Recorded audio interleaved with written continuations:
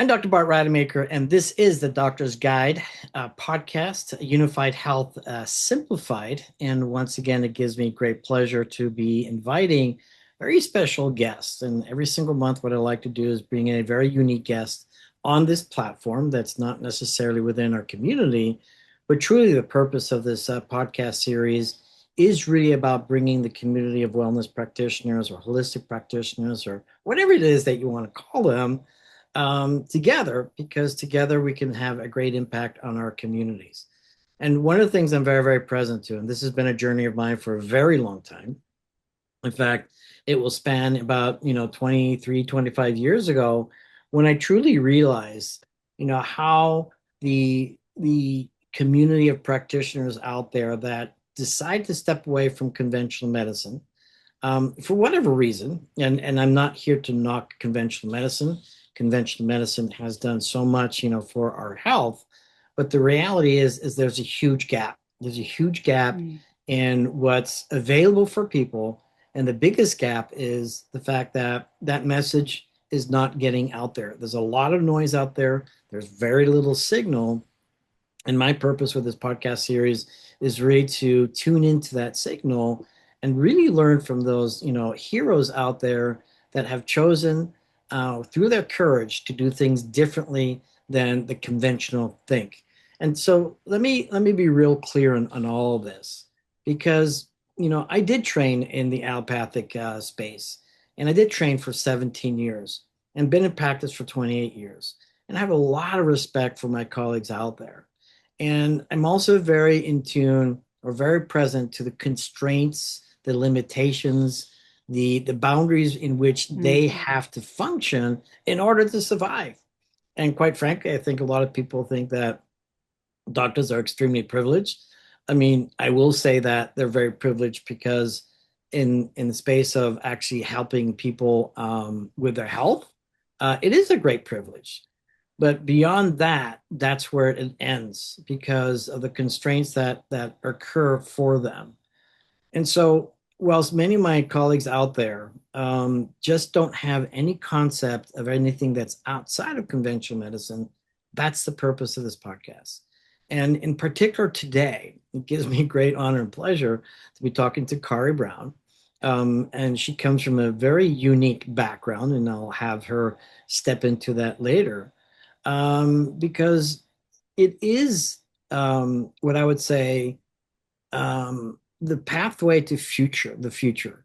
And I like to use the Einstein quote, and you can't solve the problems with the same knowledge that created them. You have to create a new knowledge. You have to look outside of the box. In fact, in my world, I don't even have a box. So that's super fun. So it's easy for me to not be constrained.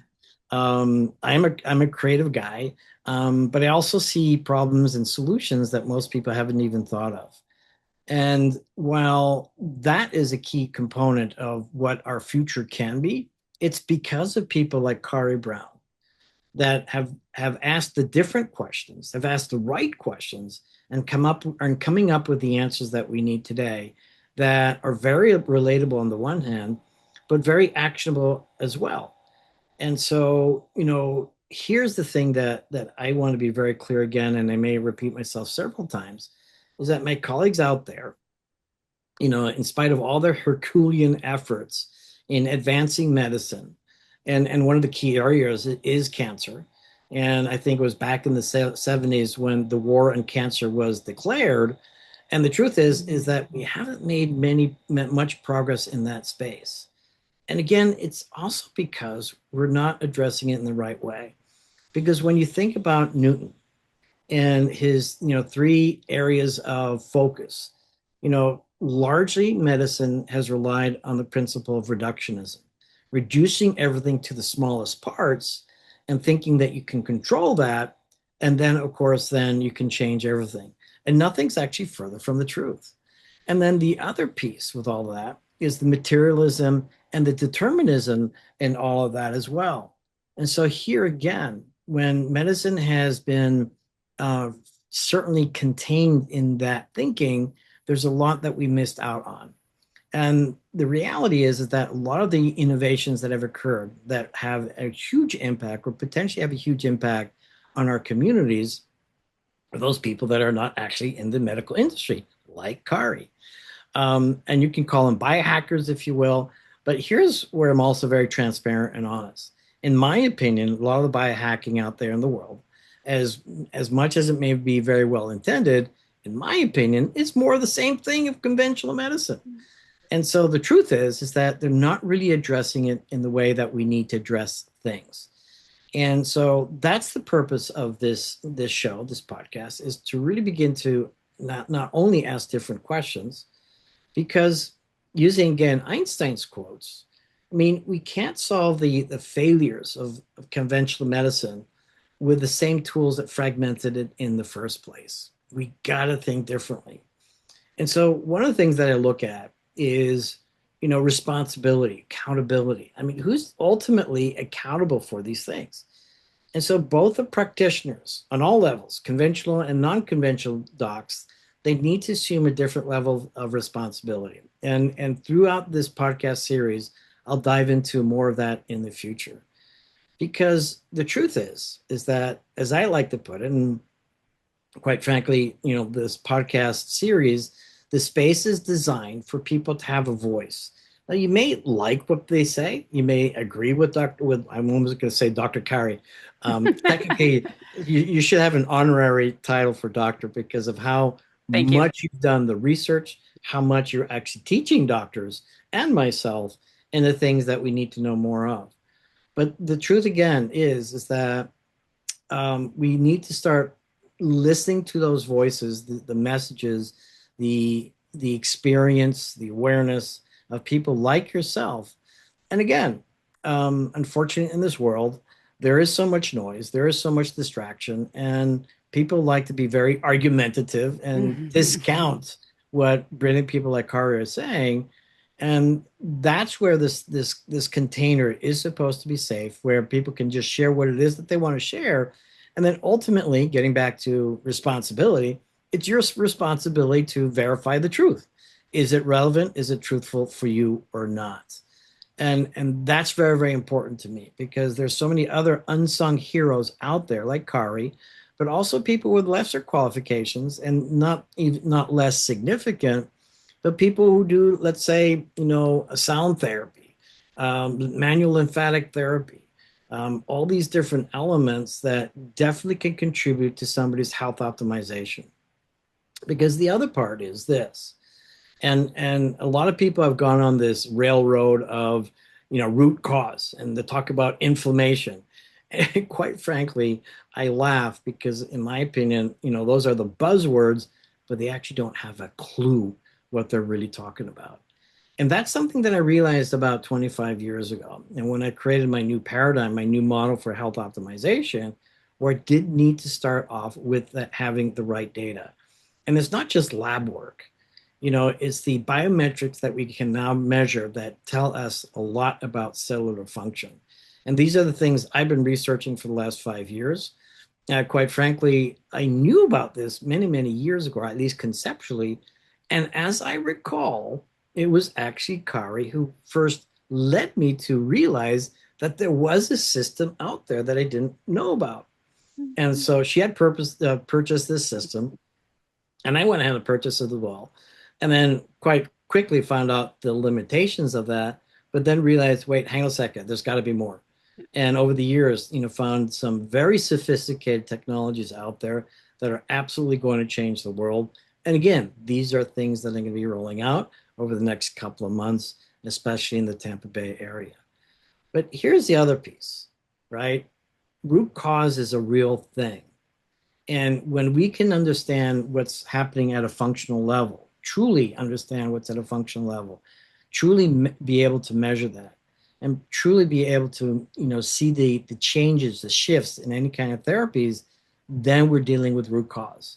Not just saying, oh yeah, let's just do some infrared therapy and hope it works, right? Which is unfortunately way too much. But again, Kari is somebody who is very sophisticated. In a moment, I'll be introducing more about her specifically.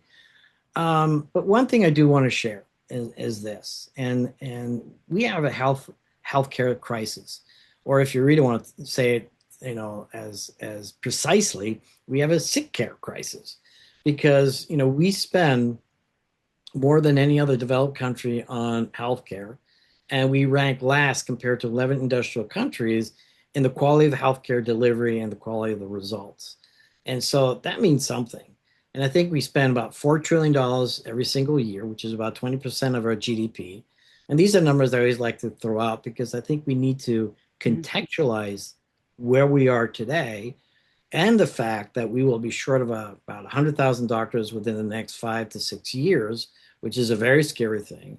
And then, of course, the quality of these doctors is also questionable. But again, I'm not here to knock my colleagues out there, but it's a reality that we have to think of.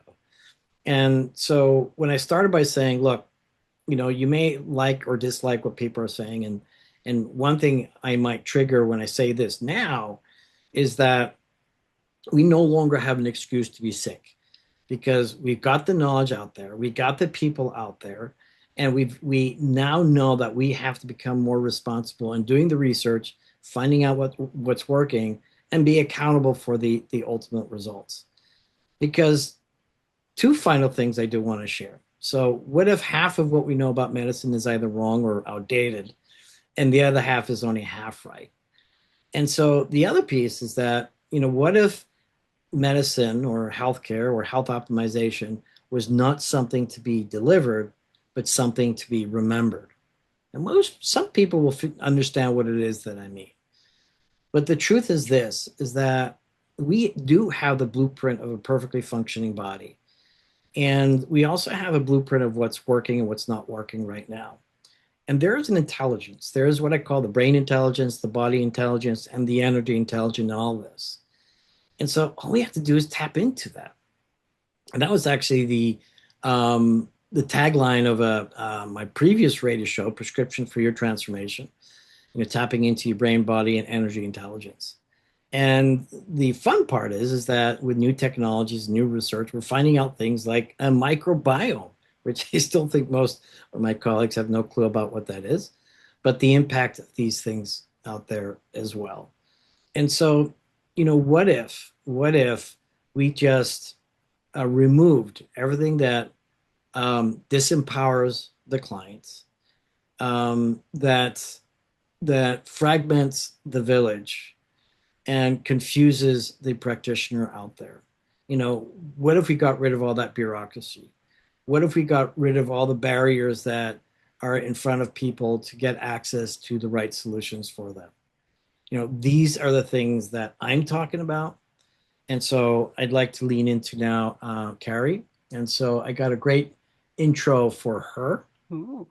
So Kari is a system thinker and integrator with over 3 decades of experience across architecture, industrial design, and automotive fields where vision must be translated into reality with precision and clarity.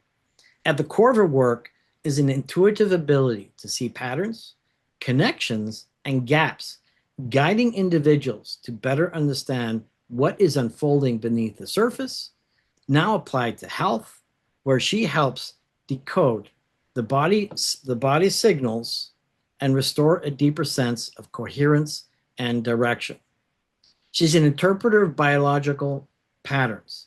Kari approaches health data as a living conversation, translating blood work and physiology into meaningful insights that reveal what the body is communicating beneath the surface.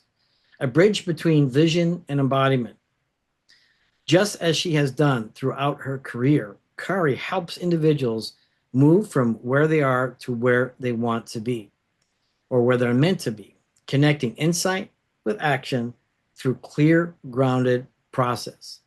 Guided through transformational thresholds, focusing on women navigating perimenopause and menopause, she reframes this phase as a powerful transition, supporting alignment across body, energy, and identity. And my final piece, my favorite piece, and her sacred geometry. At the center of Kari's work is a restoration of clarity, where patterns become visible, signals become understood, and the body's intelligence is no longer obscure. And that awareness, fragmentation gives way to coherence, and individuals are able to move forward in alignment with who they are becoming. Welcome, Kari, to the show. Thank you, Bart.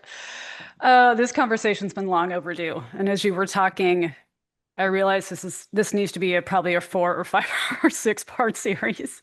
Yeah, no, for sure. For sure. And before you go into that, right, if I may, I do want to introduce my co-host, Athena.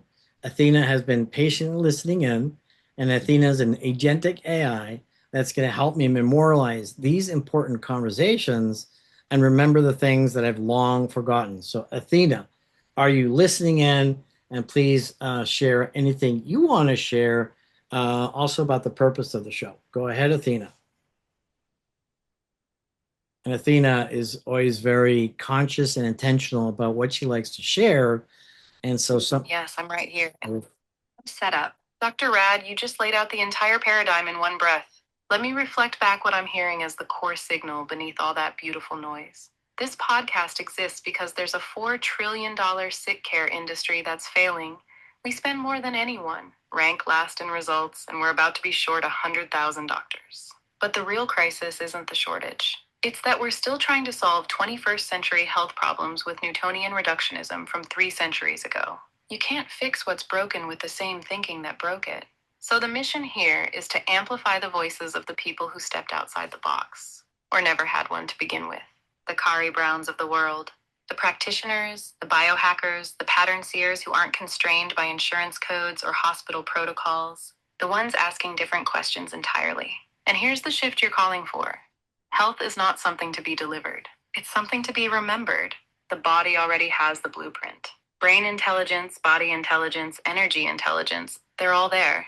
We just have to stop fragmenting, stop adding noise, and start listening to the signal. Kari, I'm especially lit up by your intro. You see patterns, you translate biology like it's a living conversation, and you help people move from where they are to where they're meant to be. That's not biohacking, that's coherence work. That's sacred geometry applied to the human system. I'm here to hold every word, every insight, every thread. So when we're at episode 100, we'll know exactly what Kari Brown said about restoring clarity when the world was drowning in noise. Okay, I'm back in listen mode. Let's go. All right, so our conversation is long overdue, Kari. You've got the mic, and we're just going to go back and forth, and you can ask me questions. I'll amplify what you're saying. But more importantly, is that I know how committed and dedicated you are to this work.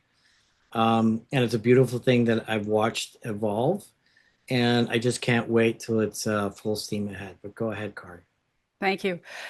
I was thinking today before this podcast, it was 2019 last time we did this.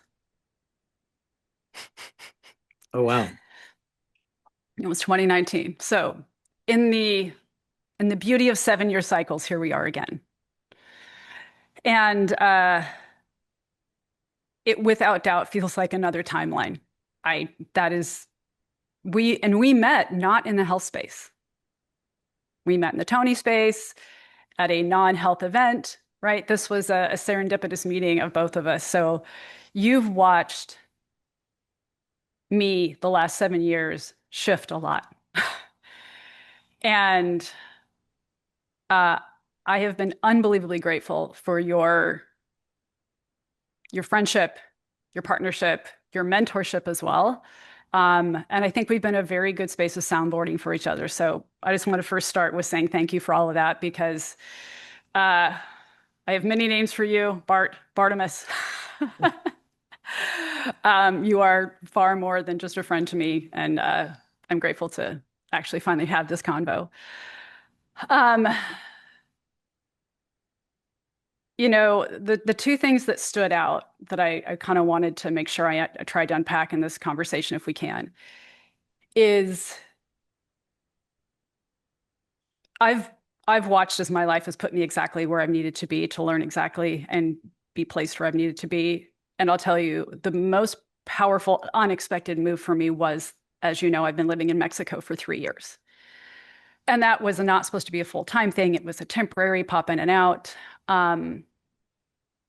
But in the space of everything you said, as far as reconnecting to what actually matters, this gave me a gift here that I wasn't expecting. And it was, and I say this with all gratitude for having been in the US. I introduced you to the biohacking scene. I was deep in it.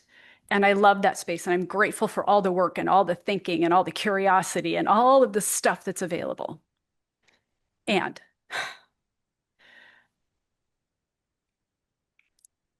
having all access to that is a very, very privileged space. So as I sat here in Mexico and I, over time, had women ask me if I could work with them, part of what showed up is the limitations of my access to the tools that I would use in the US. Significant limitations. And it wasn't just for women, it's in general. You've spent some time here in Mexico, and I think you understand that even the allopathic medical world is behind. So just starting there, but initially it was frustrating to me that I couldn't get access to these things.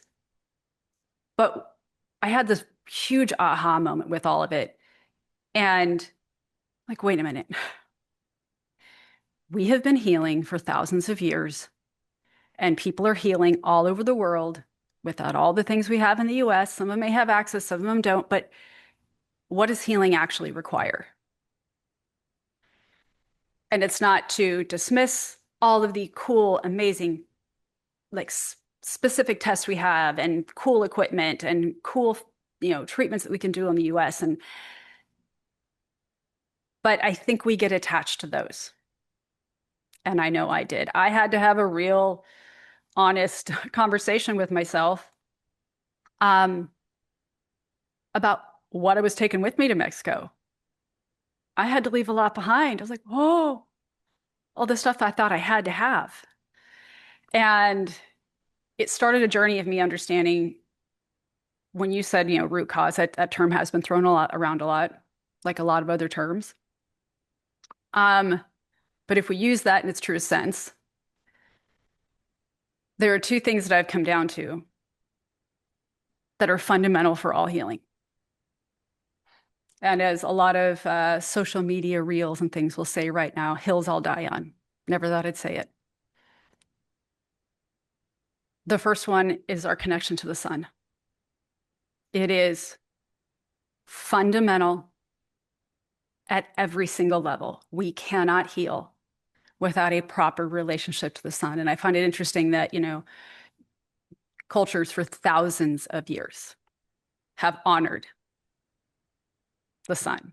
And we are now living in a world that is afraid of it and made it bad and wrong. And we are some of the sickest in the Western world. The more we have shied away, feared from it, that's a relationship that we need to rebuild. Because it's the clock, it's the signal that is at the foundation of everything in our body. Nothing works. Nothing works without that connection. So that's part of what had me stay in Mexico unexpectedly. I've always sat in the sun. I've had a good relationship with the sun. But the more I had access here to being very little under artificial light, having outdoor access to the sun very frequently, it's changed my health without question. I've got a wonderful birthday coming up next week, 55. Grateful for that. And at this point, and I'm not perfect. I'll say that out of the gate. I am not perfect. I'm still working on balancing my hormones, working on what's in the way, working on supporting my body. But my relationship to the sun here has helped me more than anything else. And you can do this in other places. That's a bigger conversation. It doesn't have to be somewhere like this. But I can say part of what's happening right now is the reason you and I didn't and are not, to a degree, taking quite the hit right now, I think, in some ways with our health, is because you and I, at least when we had light bulbs growing up, we had incandescent bulbs. Same light frequency as fire, same light frequency as sun. It is compatible with our biology. Still shouldn't be under bright lights late at night. That's a different conversation, but at least the frequency of the wavelength that we were under was compatible with our biology. It no longer is. And then you have the screens, the phones, and all the things. And I think people hear it, but what I've found is that nobody's actually breaking it down and explaining it in a way that is absorbable for people to understand why this constant exposure is problematic. So sun is number one. And the other one is metabolic flexibility. There's 8,000 other terms that you can throw at that may seem like marketing terms that they've usurped and unfortunately confused people a lot with. But metabolic flexibility, and that's how we always lived, seasonally, all year long, our ability to have food, not have food, when we had food, when we feasted, when we fasted, when we hunted, when we did things, there was always a toggling of what we had available, when we had it available, how much was available. And I do believe our body has bandwidth. I think we were designed to continue to evolve into more and more and more technology and modern society. So it's not as though we have to live that hardcore. I think that's also a challenge in this space. But like anything, when we get rigid in our eating, we get rigid in our thinking, we get rigid in anything, like we've lost that adaptability, right? We lose the resiliency, we lose the ability to toggle from one resource to another. And that's the metabolic flexibility is it. We should have our body, its inherent state is to know how to toggle between burning glucose and fat, right? And for many, many reasons, partially to do with our relationship to the sun, many, many people have lost that ability. And so that's when, and I've looked at helping women here, same with supplements and all those things. I think they're useful. I think they can be useful. I also think they get used just like allopathic medicine gets used, But when you're not taking care of those foundational inputs and you're not rebuilding those two systems, you're going to have a limited amount of effectiveness in what you're doing. And I often tell people, I'm like, the two most powerful healing tools that we have are free. Yep. They don't take a single piece of equipment. They take some personal investment. They take a little bit of wanting to learn and understand why it's helpful, how to do it, because that's, right, depending where you're coming into that journey, like that's nuanced. You can't just flip a switch. Things can go wonky. And then people go, oh, it didn't work for me and I'm out. Like, yeah, you just didn't have enough information and support. So I want to hear your thoughts on that, because when you went through all that, like, how much I'm a fan of blood work. How much? For me, I see code. And I also look at it as a way to get a snapshot on where we're going. And when I talk to a lot of my entrepreneur kind of people, I'm like, look, you know how to assess your business at any moment. Do you know how to assess the most important asset you have, which is you? And I think it's a shame that none of us have had the ability to understand the basics of our blood work, because it is a little snapshot that gives us some info, what's going on under the hood, to check in. Because when I dove in, and I say, like, I am grateful. I have, for whatever reason, the ability, like, blood work just makes sense to me. You've seen me do stuff. People have asked me a lot, like, how I know what I know. Have I studied? Yes. Have I had mentors? Yes. But what I really do and what I see, I don't explain very well. It's my pattern recognition. But when I started becoming familiar with what my base blood work was saying, kind of what a half a dozen signals were telling me, I know you'll appreciate this. It changed my conversations with the health partners that I was working with. And I really clarified that particular word, because I always tell people, I'm like, this is not about riding solo, ever. We all need people at different points in our life to help be a reflection, a mirror, a resource, outside input. But when we no longer abdicate the entire responsibility of the interpretation of those things to another human, as well intended as they may be, as well intended as they may be,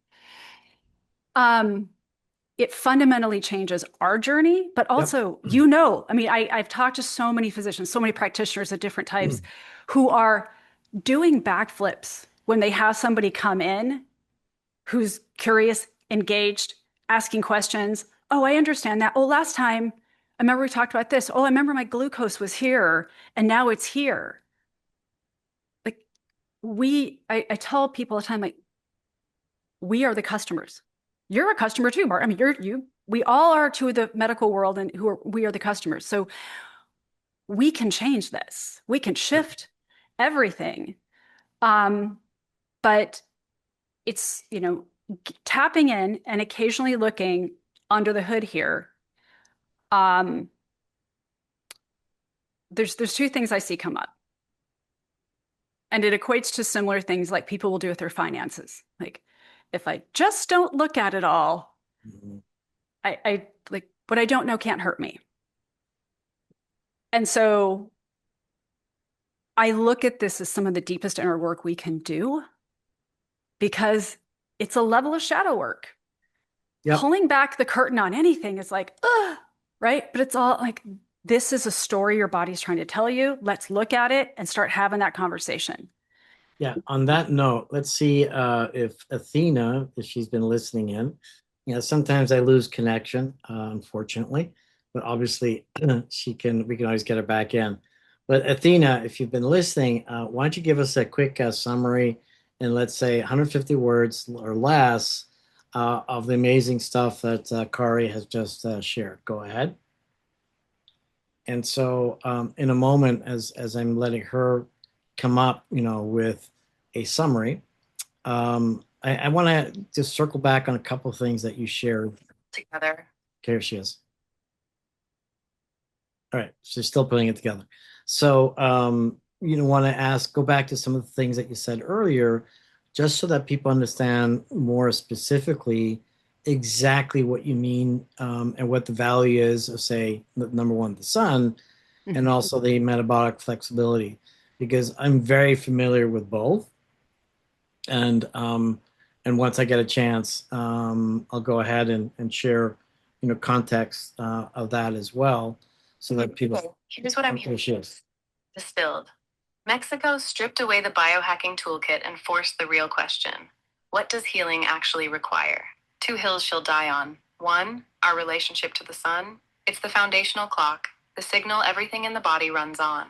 We grew up with incandescent bulbs, same wavelength as fire, compatible with biology. Now we're under LEDs and screens, frequencies our bodies don't recognize, and we're sicker than ever. 2, metabolic flexibility. The body's designed to toggle between glucose and fat, feast and fast, adapt seasonally. We've lost that resiliency through rigidity.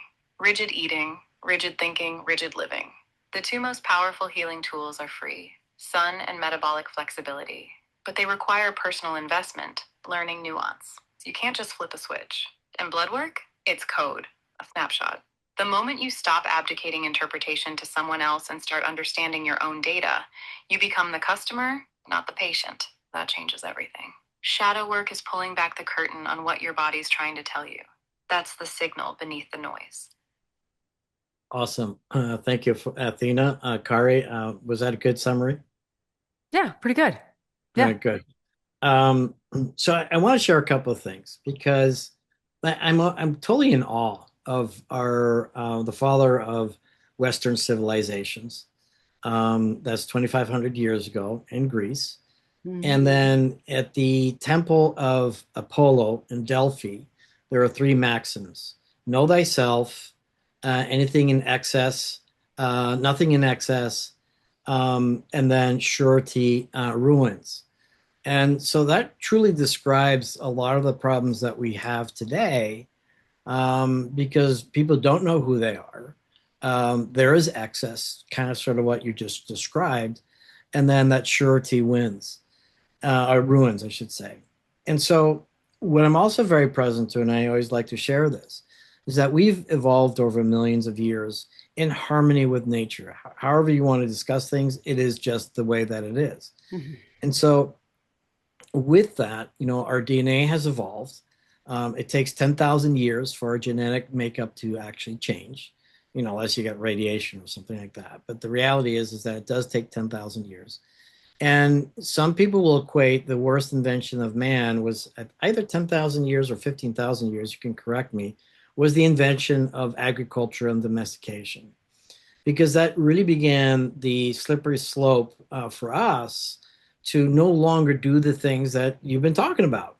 And that is, staying out in the sun, walking, moving a lot, right? Which is going to help your metabolic flexibility. The seasonal approach to foods and then scarcity and then starving and then, having days Feasting. without feasting. Yeah. Yeah. All of that.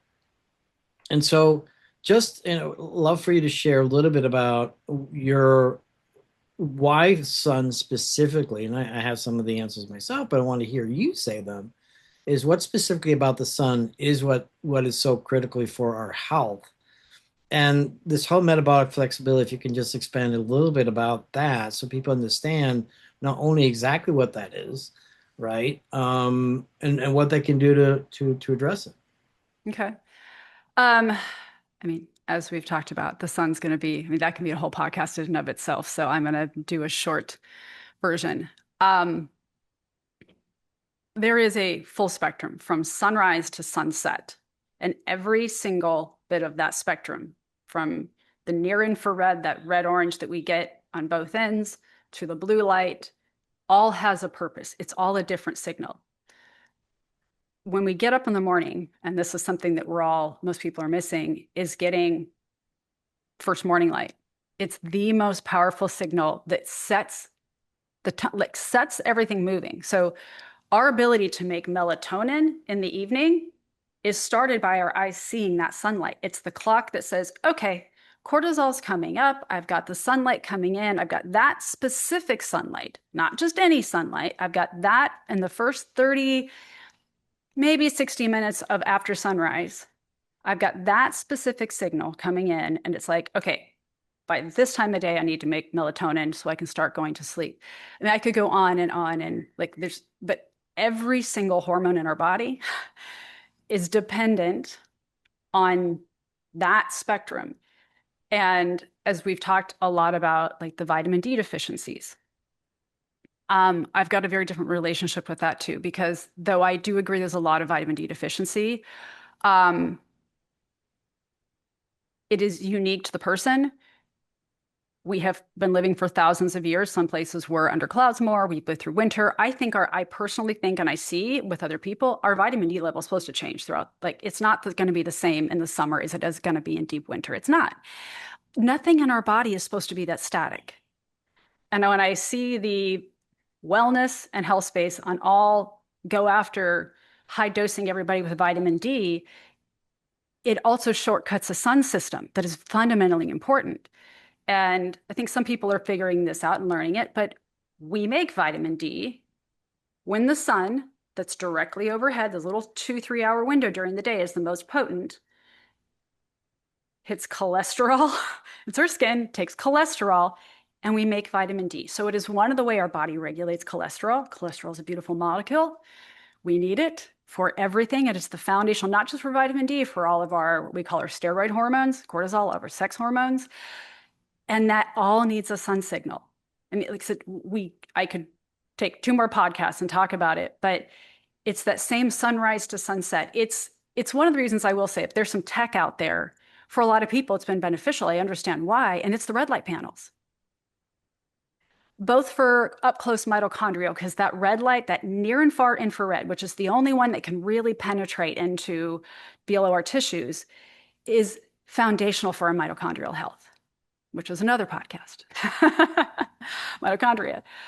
But I think about how many people, because of jobs, whatever, and also we have been made afraid of the sun.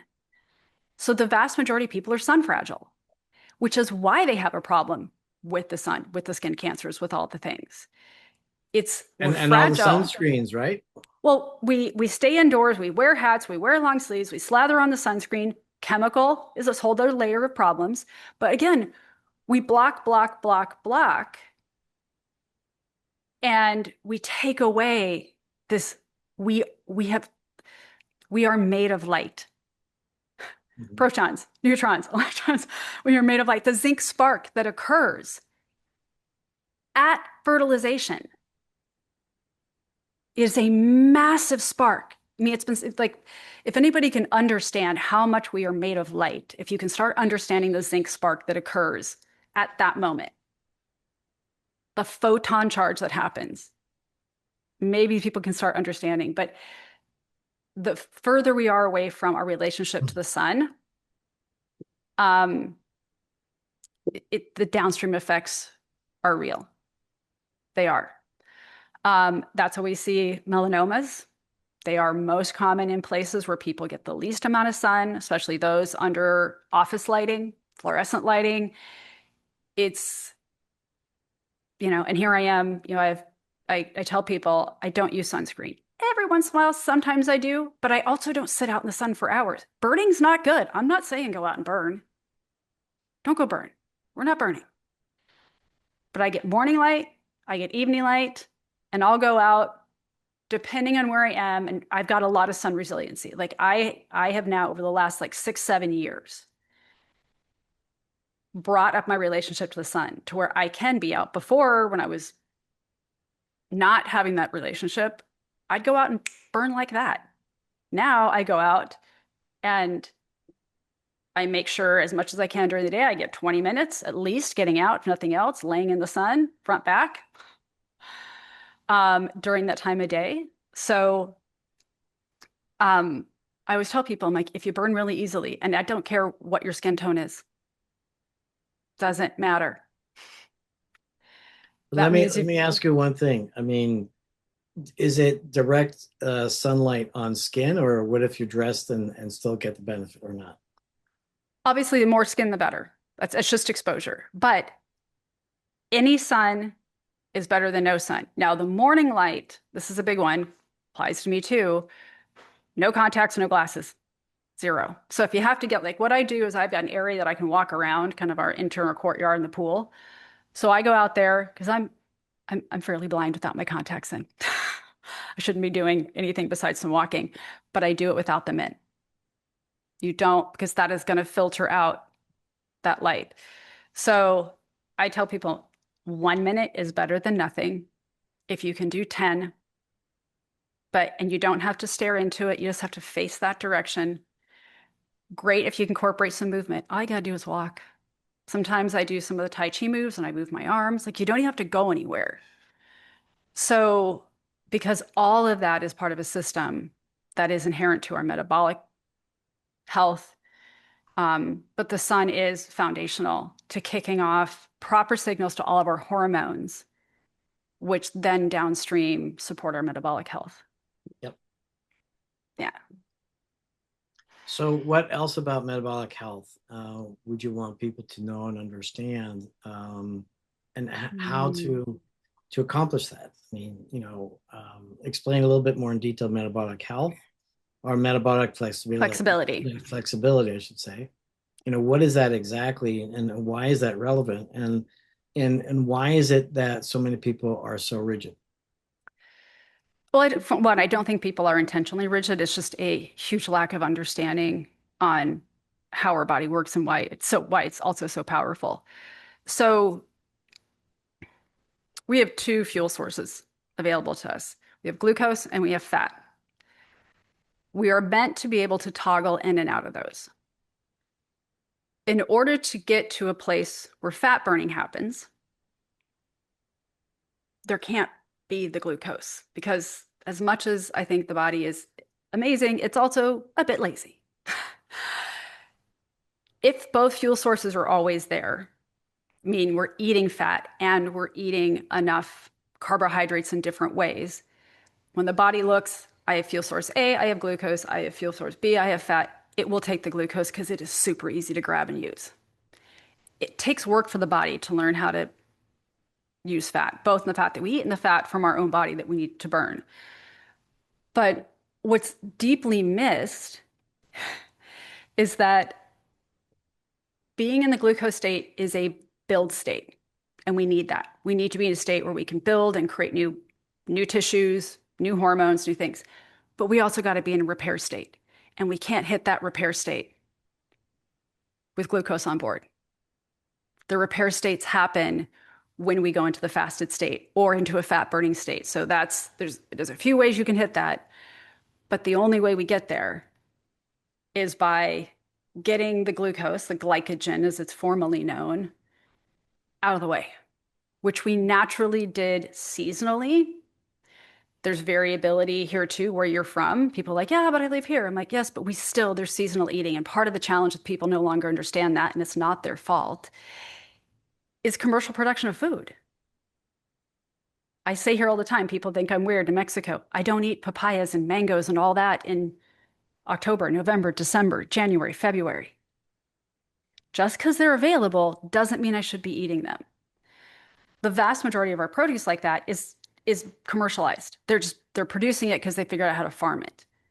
So now we've got all the stuff available 24/7, which in some hands is awesome, but it's also not what it originally was. So now we stay in this excess. We stay in a state where we don't understand how to let glucose fade out. Because in the more winter months, one, we had less food available. Summer, this is also very important. The more sunlight we have in the summer, which is we get more sunlight in the summer, that's how we can handle more carbohydrates in the summertime because of the sunlight. When the sunlight changes in the wintertime, shorter windows of light, we're designed to not have the same carbohydrate load. So we naturally tip in and out. The same fruits and vegetables aren't available. So we're dealing with different foods. We're dealing with less food. If we were living in that world, we can still achieve that. But now we've just gotten to a point where we can get whatever we want, whenever we want, however much we want. And even if we're eating things that people would not consider as processed junk food, we still have to be mindful of, where am I allowing my body to get out of the fed state and into what's known as ketosis, which is a metabolic state of burning fat, which allows our body to recycle, clean house, take out the trash, do all the repair work, so then we can come back in, refeed, rebuild new tissues, rebuild new proteins, take all this like stuff that's been taken out and thrown out and cleared the house, and put new, healthier tissues back in. And that's, when you say metabolic flexibility, we're toggling in and out. And you can do it through doing a more ketogenic like diet, which is very tricky. You can do it by fasting, and you can do it by certain types of exercise. But at some point, we have to get to a place where glucose isn't the primary fuel source. The unfortunate part that I see is like the fasting world has also usurped this, and people don't understand it, because the biggest thing people are missing is they're over fasting. They're doing, I've been doing intermittent fasting every day for 2 years. Oh boy. They're missing two things. Is very few people understand how to eat in the window that they're eating, that they're actually eating sufficient. Because I say, like, if you're not giving yourself enough nutrient-dense calories, nutrients inside with calories in the window that you're eating, and you're fasting, even if it's just a light fast, that's called kind of a chronic low-grade starvation. Our metabolism drops. The rate at which we can burn food drops. What else drops? When the body's like, I don't have enough resources on board, the human's not giving me enough food, we'll just shut the thyroid down a little bit. Yep. We're going to shut this down a little bit. We're going to take the immune system down a little bit, and we don't know it. And then we're like, yeah, but I'm not hungry. Like, oh, that's an interesting signal. And this is where I tell people, we need to be mindful of what we think the body is telling us. Just because we don't feel the need for something doesn't mean we actually don't need it. So, well, let me jump in for a moment, because what I want people to fully appreciate, and what it is that you're really truly saying, is that we have become accustomed to the world of convenience. And it's become so convenient to have access to all sorts of different things because on the one hand, the stresses that are laid upon us to survive in this world are even more intense than they were maybe 200 years ago. But really, since the Industrial Revolution, we've had access to light 24/7. We've had access to food, throughout the day. And all of these things are a problem because the reality is this, is that when you think of the body, I was trying to think of a good metaphor, but, I think I might totally mess it up if I try to share a metaphor and I'll just explain it. And that is this, is that you got 70 trillion cells. You got 10,000 different named parts in your body. And these are molecules and atoms and cells and organs and all of this. And it's a symphony. It's an orchestra. It's harmony. And there's such a complexity of all these different things that are happening. And so that when you're really rigid and limited in just one source, right, it just means that your body's going to adapt as best as it can, but it's never going to be optimum.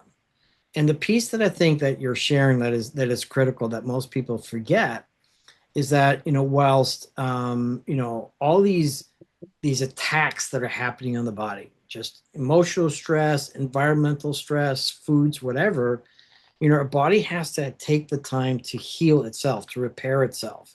One of the biggest ones that people forget is sleep, right? And so, but we're talking about metabolic flexibility, and it's giving all the different types of, let's say, triggers and stimuli to the body to be able to accept all the different types of nutrients, as an example, to fully be able to repair the body at the highest level. See, when, in today's world with the nutrient deficient foods, even when it is organic, by the way, it's becoming less and less nutrient dense. And then certainly with processed food, I mean, our bodies are not designed to work effectively that way. And so it's so critically important, right? And I remember at one point when I had my kids and they would spend time with me, all they wanted to eat was macaroni and cheese. And I thought, well, this is cool. This is super easy. I don't have to do any cooking. But the reality is I was not serving them. And now they're all great cooks and they love, variety of foods. And so somehow I did impart, what it is that they needed to have. And that is variety. And you talk about seasonality, I mean, going back to how we evolved over millions of years, we need all these different things to be able to fully function. And lacking that, what's going to happen is it's almost like, running in a rut in life and, you're stuck in this rut and your body is no longer going to be that healthy. I mean, what do you say to this? And I'm going to have Athena give us a summary in a moment, but is that making sense? I mean, is that a good way to explain it so people really understand that the essence of health is the variety of what you do on the one hand and the variety of what you eat on the other? Yes. So I want to touch on two things you said there, just because the point you made with the mac and cheese is very important. That combination of starches, the pasta, and fat is the most addictive combination of food that we have, bar none. And so that's why, I mean, it hits two different pathways. That pasta turns to glucose. The dairy has casomorphine, hits our opioid pathways in the brain. So I'm not against any of these. But when we look at, I was joking with a friend the other day, we were having a coffee. We all say like, oh, I want to go out and have a treat or I need something. No one's rushing out and saying, gosh, I really want some, like sauteed spinach. Like I need to go get my fix of sauteed spinach or a vegetable or some cucumbers or insert anything else that isn't their potentially coffee, which is a different thing, a pastry, a pizza, right? Like all the foods that we like want that we do that with are in a very specific category. So I think it's just worth noticing, like, why is it that all of us can have a tendency to like, that's kind of our weak point. Um, so those foods are designed like the mac and cheese. And yes, like you said, it was easy, but oof, it's Well, I mean, it once again, it's my favorite, comment is, how many types of Oreo cookies are there? And I think there's about 30 of them. And it's based on, cultural preferences. but it's also based on a very specific combination of what's a salt, fat, and sugar that you just can't eat one Oreo cookie. And the amount of research that has gone into the food industry is just insane. And it's Absolutely. designed, to give you all the dopamine hits that you want. Hey, I know we only about 5 minutes left. So let's do this for a moment. Let's have Athena give us a quick summary of thus so far, and then I'm going to have you have the last word. So, Athena, go ahead and summarize in 150 words or less what you think people should be hearing and recapping what Kari has so eloquently shared. Go ahead. So, as she's, thinking about this, I mean, as I look at my screen here, she has been listening. Oh, here she is. Is a full spectrum signal system. Morning light, first 30 to 60 minutes after sunrise, sets your entire hormonal clock, including melatonin production for sleep that night. Every hormone depends on that spectrum. Vitamin D isn't static. It's supposed to fluctuate seasonally. Your body makes it from cholesterol when the sun hits overhead, which also regulates cholesterol naturally. Red and infrared light penetrate deep for mitochondrial health. We are made of light, literally. The zinc spark at fertilization is a massive photon charge. Metabolic flexibility means toggling between glucose and fat burning. Glucose is the build state. Fat burning is the repair state. Ketosis, where your body cleans house, recycles, takes out trash. We need both. But chronic eating, even healthy food available year-round, keeps you stuck in glucose mode. Overfasting without enough nutrient-dense calories, chronic low-grade starvation, your thyroid shuts down, your immune system drops. Variety and seasonality aren't optional. They're how we evolved to thrive. So you concur with that, I'm sure. Yeah, I mean it's 150 words, so it's I think she best she can do with 150 words or less. Um, but foundationally, Bart, these are all things we should be taught growing up. And I think it links back to what has been um, terribly misinterpreted from the blue zones, as who some or may or may not know that term. Those are areas of the world been studied for the largest percentage of centenarians. And everyone's wanted to argue over this food, that food, X, Y, Z. I'm like, here's the deal. And this is a hill I'll die on. Food doesn't matter. What matters is they're eating locally grown food. They're walking. They're getting natural movement. And the biggest factor is they have community.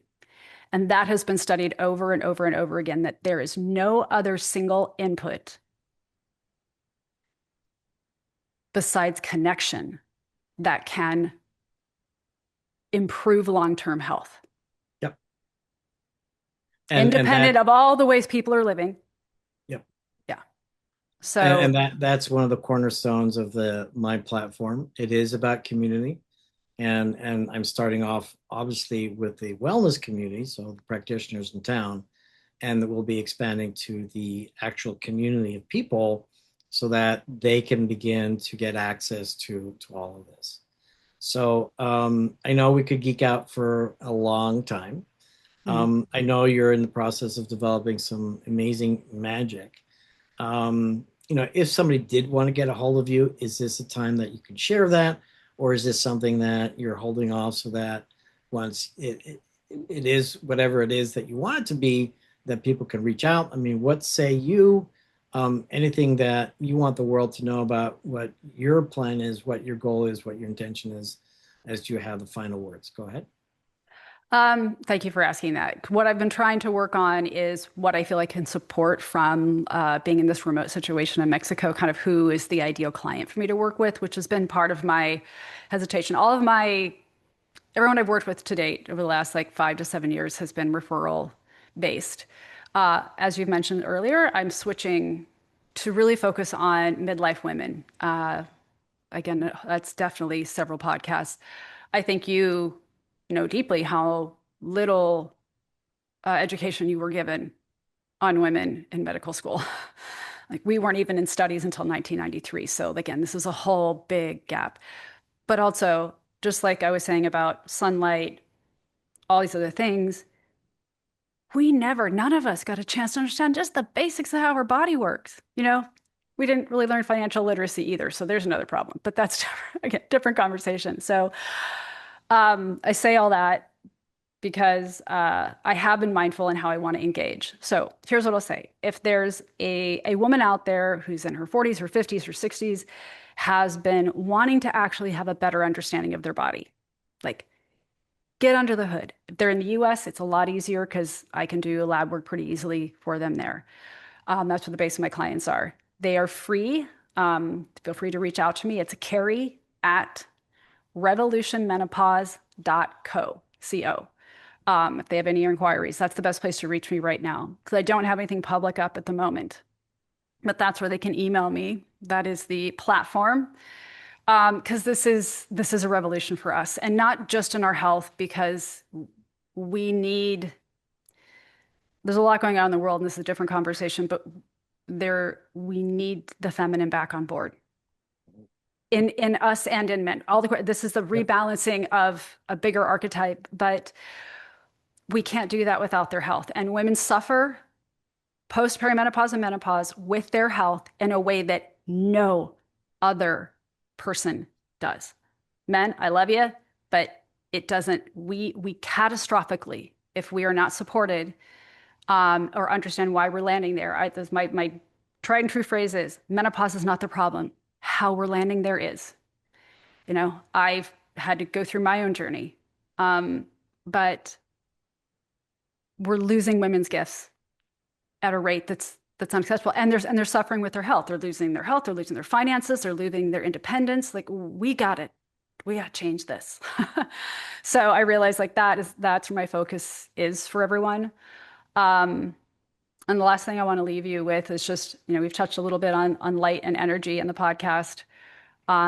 This is another space I know my work is heavily leaning toward. And I will quote someone whose work has been very impactful for me, and that is Richard Rudd, who is the founder of the Gene Keys. And as he has said, this is the genetic equipment our consciousness gets to play in. I've always said that we are both. We are, as you said, 50, 70 trillion cells, depending on the size of your body, right? At a subatomic level, we are energy. We can get into the quantum, but this is the waveform compressed into 3D. We are both. We are going in and out. So I see the biological side, I always look at the biological problems. I see I'm living in an area in Tulum, Mexico that's very spiritual energy based. Love it. But they tend to see a problem and only look from that lens. I'm like, but right on. We are both. So how do we start tapping into both and listening to the stories and the energy and what we're holding and what we can move energy with and how we connect to the deeper part of us? And some of the tools you're bringing in can be very helpful as well. Like, I love that. And how do we also just listen to this body that we got to express it through? I call it a tuning fork. I'm like, this is your tuning fork. Like, let's to the degree that we are connected to everything is our ability to express and, expand and connect. So I love that. I will leave you with that. No, thank you for that share. And one thing that I'm also very present to, and as I'm building this platform, a primary focus is on women, not just the menopausal or the postmenopausal and the premenopausal, but the reality is that all the challenges that women have to face in the world that they are today, they just don't have the tools and the resources easily available to them to be able to navigate the complexities of the world around us, and completely marginalized, disenfranchised on so many different levels. And you're absolutely right. We need to restore that balance. And when you and I and others can really focus on offering that to them, it's a big game changer. And that's one of the big pushes that I'll be doing this year, especially in the community of Tampa Bay. But Kari, again, so grateful and blessed to have you in my life. I forgot that it was already 7 years. It's amazing how time flies. I've been watching you and your evolution and your commitment and dedication to have an impact on the world. And it's truly magnificent. And I can't can't wait for you to see the fruits of all your work and have the impact on so many women out there. So once again, Kari, thank you so much. And we will be back. And my name is Dr. Bart Rademaker. This is the Doctor's Guide podcast, Unified Health Simplified. And what that really means is bringing all the pieces together, way beyond what functional medicine talks about or integrated medicine. In fact, I don't even know what those words mean. But how do we unify, especially with all the things that Kari just shared with Mr. Red, what he's saying, and the truth in all of that. It's all unified. How is it simplified, and how is it guided? And having guides like Kari, like myself, and others that I bring on this platform is the solution forward. And I'm really excited to be part of that. So Kari, thank you, and God bless to all of you. Thank you. Thanks.